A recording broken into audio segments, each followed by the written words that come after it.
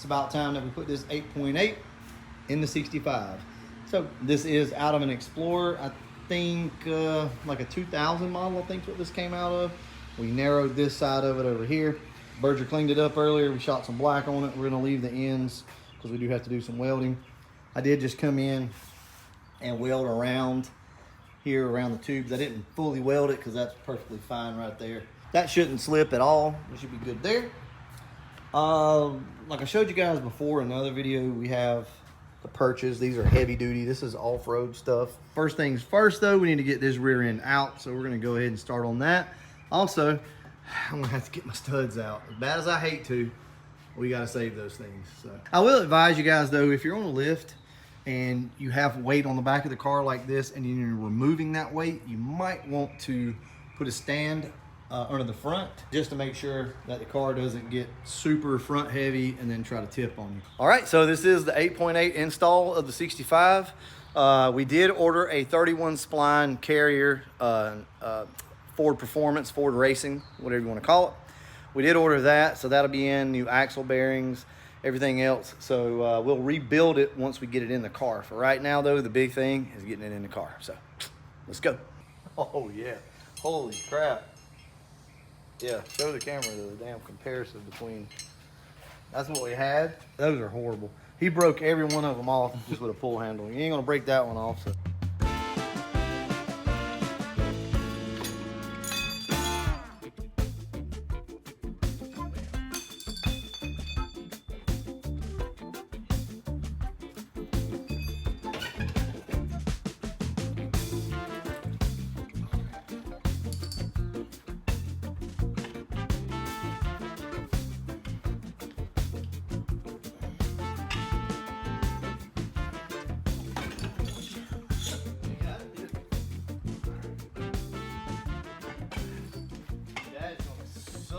For that 8.8. Yeah, that's that.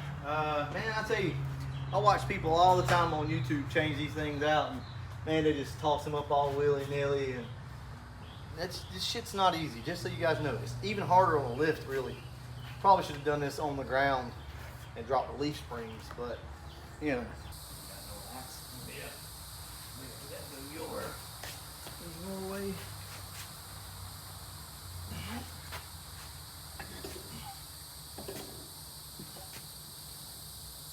Regroup.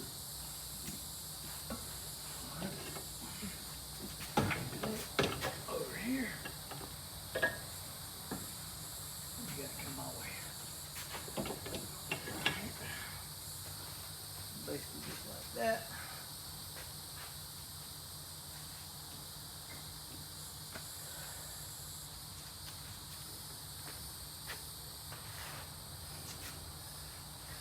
So what we're gonna do now, since we didn't weld everything up to start with, the perches, we're gonna center the rear end in the car. And I think that's probably the best thing to do anyway, because every car is a little different. So best thing we can do is make sure it's centered in our rear end, well, the rear of the car at least. This is where this has ended up at, on the trailer out here tonight. Trying to get this axle out so that we can go ahead and get this shit done. So, all right, there we go.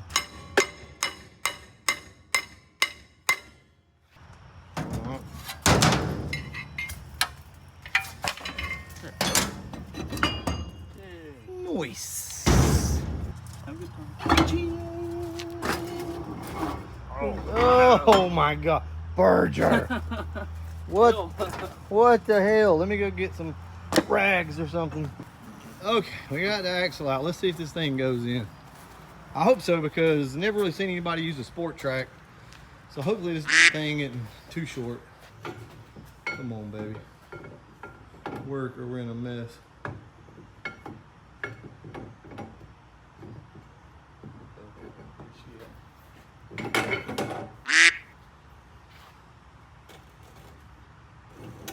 It's crunchy.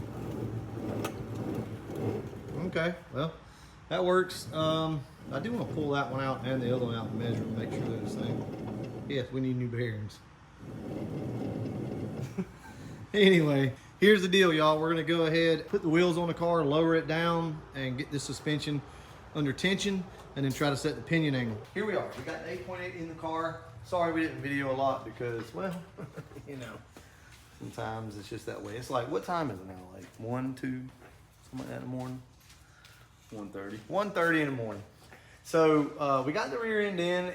Guys, I'm gonna be honest with you, it didn't go quite as smooth as we thought, but it did go fairly smooth. Got these massive U-bolts here though, and man, I love these things. The little dinky ass ones that we had before right here, look at the difference. And these things are super soft. These, I've tightened them down with a crescent wrench just real lightly, and they're already like pulling everything down real nice, tight. So I think we're gonna be good here. So what we gotta do now is go ahead and cut these. So we've marked them, give ourselves a little bit of room in case we ever need like a 1/2 inch drop or something. Anyway, we did go ahead and knock our new ARP studs, or not new, these things about had it because this is the second time they've been in and out. Starting to not like it.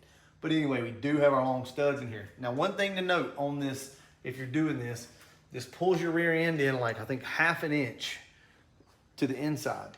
So our wheels will not fit now without a spacer. They're touching the leaf springs.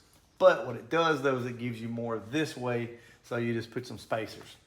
Take note though, you're gonna have to run a spacer if you do this, if you narrow this rear end. We had to put the rear end back together. So right now, this is not a limited slip.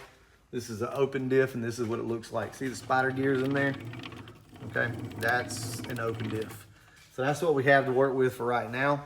We do have everything on order, but we're gonna go ahead and put this car together because it may be next week before we get around to it, and I don't wanna leave the car sitting here. Also, we put one tack in right here on both sides to set the pinion angle. So the pinion angle is set now. So when as we're messing with this thing and tightening stuff down, it doesn't change pinion angle. So anyway, that's about it. I'm gonna go ahead and get started cutting on this. Listen. What you doing? Putting transmission. Cut them straight now, Bird. I can't. You shaky. You wanna lower the car down? No, it's fine. Well, you can sit the stand, dude. Oh, God. Hey! You said the bottom, fool. I thought we was doing it at the top. Oh, we agreed to go to the bottom. So you already fucked up.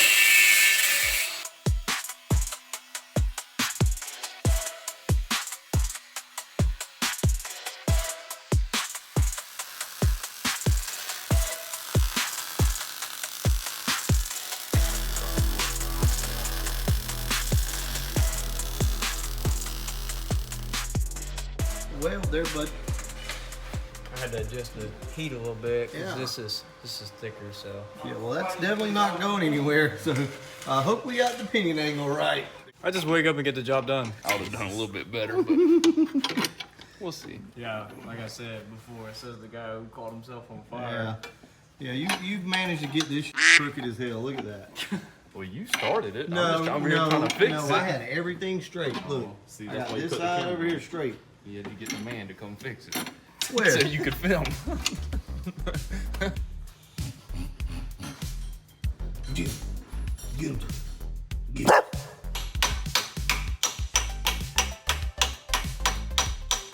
We've got the 8.8 back apart on the car. Like, told you guys before, we probably shouldn't have did it the way that we did, but that's the way that we did it.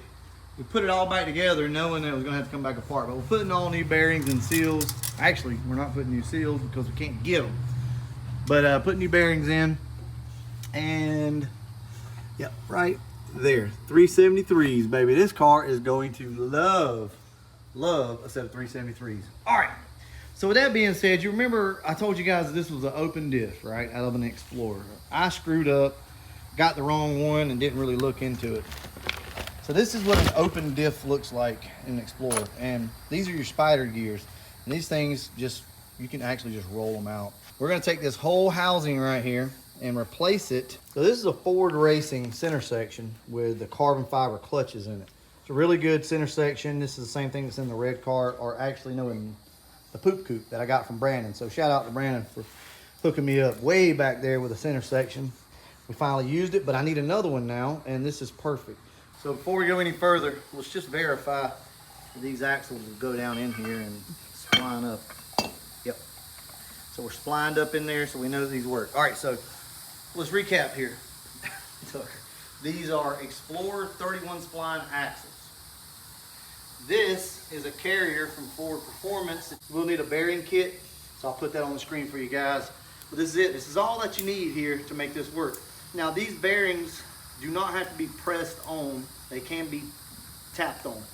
Let me show you guys, give you a little trick here. Now, I'm no expert at this, and I was too gun shy to beat these on, so I took them over to Joe Nate's house and was gonna press them on, and he's like, shit, just beat them on. I was like, okay, cool.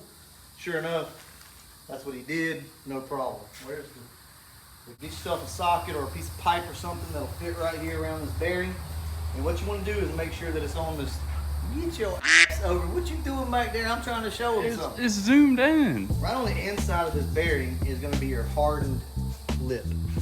Right there. That's the lip that you wanna hit this with, not on this outer cage. That's actually, no, it's a little big. But I'm just showing you as an example. You'd get you a socket or a piece of pipe that would go there, and you can tap this thing down. So you can't put your bearings on your center section without having to press it on. I'm just trying to save you guys some time. I know some of you are totally against that. You're gonna press everything, that's fine. We're gonna swap out the ring gear and we're good to go. Oh man, that thing feels great actually. I was just checking the tension on it. Feels wonderful right there. So I think we're gonna be all right. Hopefully we're gonna throw this thing back in with no issues. Let me show you another little tip. When you take your caps off of your rear end, all right? So when you take everything apart, you want to keep everything together the way it comes out. So what I do is I mark my caps. This cap faces in and it's painted gold, and that's painted gold. That way I know it goes to this side, and then this shim right here will stay on that side. Damn it, we got to do another plug on these little flashlights. Check out this flashlight. Don't look at my dirty fingernails. Look at this. You got your normal flashlight and turbo mode. Look, this damn thing is bright. It's way brighter than you would think. All right, okay? Then watch this. 1, 2, 3. Look at that shit. A side light. And then it can go brighter. Watch this.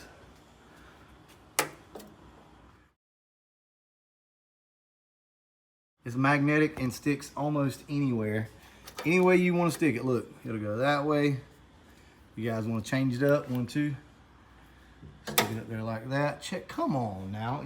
Y'all sleeping on these little flashlights. All these bad O-lights and everything else that I have around the house, this is the flashlight I carry around every day. Matter of fact, let me see your pocket. I know you got it. Oh. Does he have it today? 100%. Every one of us has one of these flashlights. Every one of us.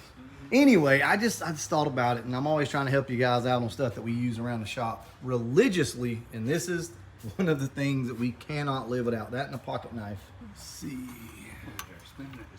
Oh man, I know, right? Look at that little. It ain't the tightest, y'all, but it'll work. It'll work, y'all. All right. There it is. Get her a little snug up right there. We are ready. So we took an open diff, and for 169 bucks, put a nice aftermarket, well, it's not aftermarket, but Ford Racing center section in with carbon fiber clutches. So, I mean, you can't beat that, right? That's a great upgrade for any of you guys. So, you know, I understand you don't want to go out and waste money on one of these rear ends when you can get one that's already set up like this, and I recommend you do that. But if you did mess up and get the wrong one, there you go, there's a quick fix. So we cut the shock mount off of the old perch and welded it onto this thick, heavy steel one right here. I know it's not pretty the way we did it, but it's welded up really good. So we shouldn't have any problems there with that. Anyway, y'all, that's it. I'm gonna go ahead and wrap this video up. This will conclude the rear end deal for the 65. We have the drive shaft at the shop right now getting shortened. That's it, y'all. That's it. Should be on the road, and I'm super excited about it. So we'll catch you in the next one. And as always, thanks for watching.